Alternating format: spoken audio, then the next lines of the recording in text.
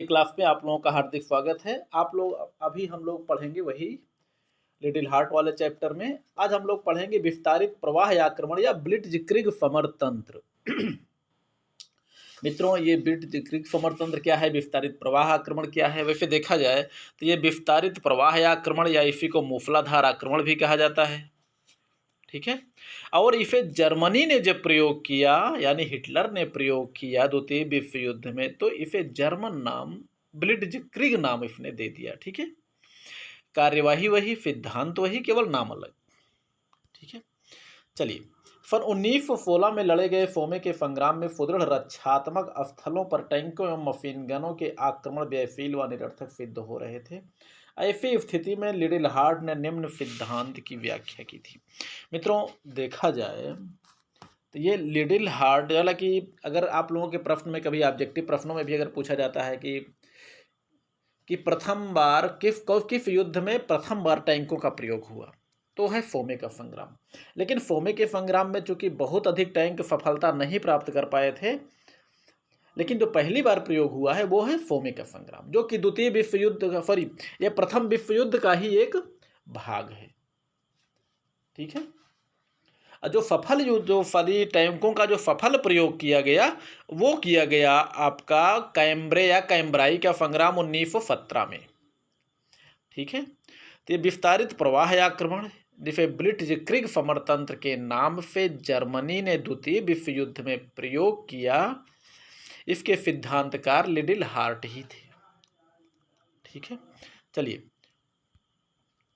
शत्रु सेना, इसमें देखिए इसका सिद्धांत जो इस प्रकार है कि शत्रु सेना के केवल उन्हीं बिंदुओं पर आक्रमण किया जाए जो अपेक्षाकृत कमजोर व असुरक्षित हो। भाई कमजोर होगा तो वहां पर शत्रु सेना में आक्रमण करके शत्रु के अंदर प्रवेश किया जाए।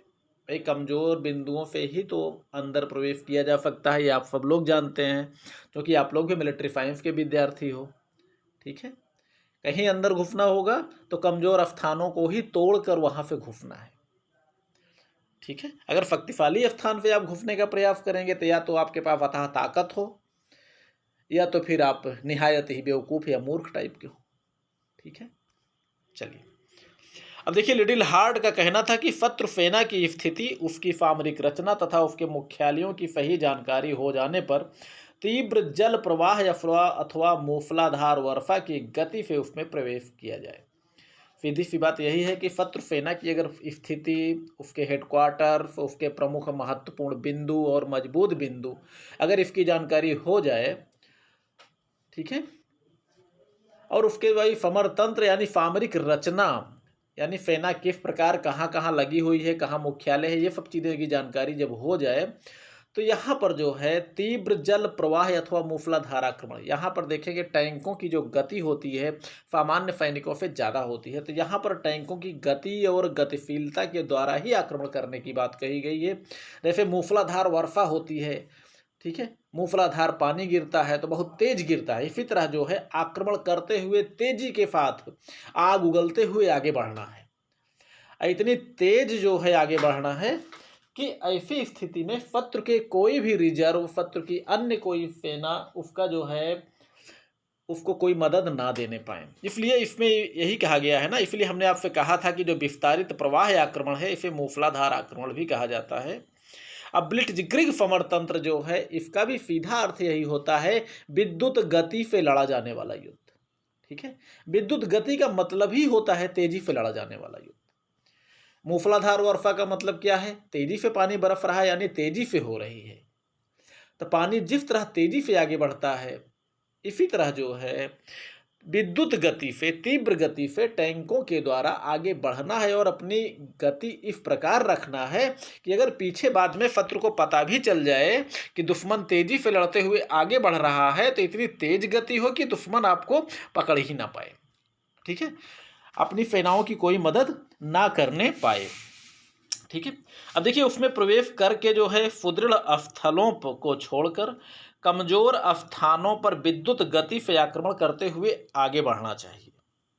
तेजी से आगे बढ़ना है, वो भी कमजोर स्थलों पे आक्रमण करेंगे तो कमजोर स्थल जो है पहले टूटते चले जाएंगे। तो जो मजबूत स्थल हैं, हो सकता है उनके सैनिकों को या वहाँ की शक्ति को कमज़ोर स्थलों की सुरक्षा के लिए भेजी जाए, तो जो मजबूत स्थल है अब वो कमज़ोर हो जाएंगे। ठीक है, तो ऐसी स्थिति में कमज़ोर स्थलों पर आक्रमण करते हुए मूसलाधार गति से, मूसलाधार पानी की तरह विद्युत गति से आगे बढ़ते हुए जो है आगे बढ़ना है। और इस कार्यवाही में गतिशीलता तथा संकेंद्रण यानी गति भी तेज होना चाहिए और केंद्रीकरण यानी शक्ति का एकत्रीकरण भी होना चाहिए। ठीक है, लिटिल हार्ट के अनुसार इस कार्यवाही की सफलता है तो टैंक, वायुयान तथा पैदल सेना में समुचित सामंजस्य का होना नितांत आवश्यक है। जैसे आप लोग पहले पढ़ चुके हैं कि इसके लिए आदर्श डिवीजन की वकालत की थी लिटिल हार्ट ने।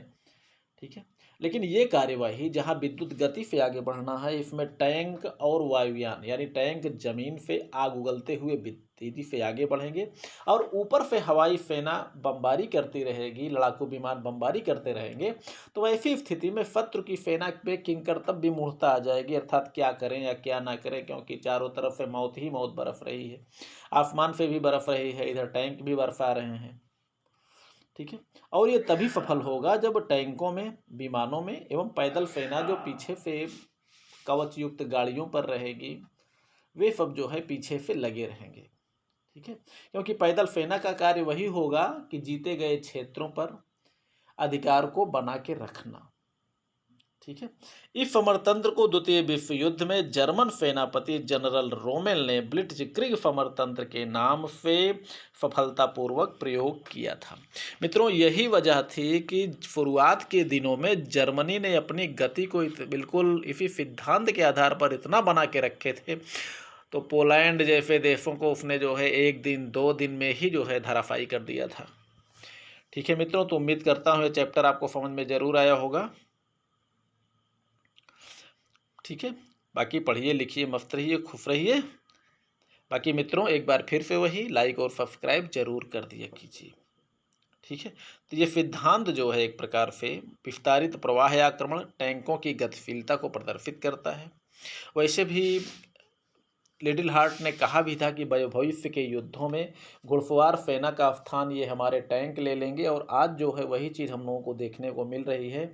आज गतिशील सेना के नाम पर जो है थल सेना में जो गति का कार्य करती है, आक्रामक शक्ति, फायर शक्ति, आग उगलने वाली शक्ति, वो भी तेजी के साथ कार्य करने वाला जो व्यवस्था है युद्ध लड़ने की, वो टैंक ही हमारे पूरा करते हैं।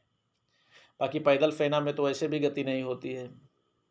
और उस समय जब टैंकों का प्रयोग किस लिए किया गया आप तो जानते हैं, खाई युद्ध की गतिशीलता या खाई युद्ध के गतिरोध को दूर करने के लिए। इसके बारे में हम लोग पढ़ ही चुके हैं।